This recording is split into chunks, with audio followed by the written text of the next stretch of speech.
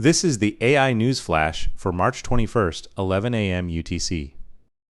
First up, Google has launched Antigravity, a full-stack vibe coding agent inside Google AI Studio. The agent generates production-ready applications from natural language prompts with native Firebase integration that automatically provisions databases and authentication. It supports React, Angular, and Next.js and can autonomously handle multiplayer functionality in third-party library installations.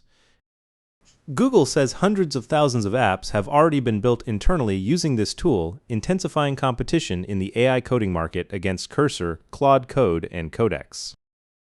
Next, Anthropic is now capturing 73% of all spending among companies buying AI tools for the first time, according to data from payments platform Ramp.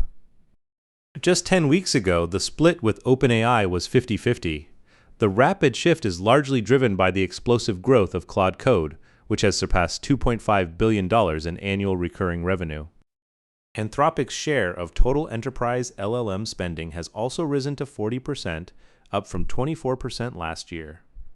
The enterprise AI race is shifting from who has the best model to who can monetize the fastest, and Anthropic is pulling ahead with the customers that matter most. Third, Micron technology shares fell 3.9% despite posting record second quarter revenue of $23.86 billion, a 196% year-over-year increase.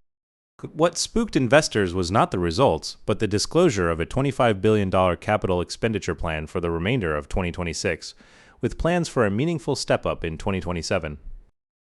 The spending is earmarked for massive new fabrication facilities in Idaho and New York to support the HBM4 transition, but it raised fears of a potential supply glut.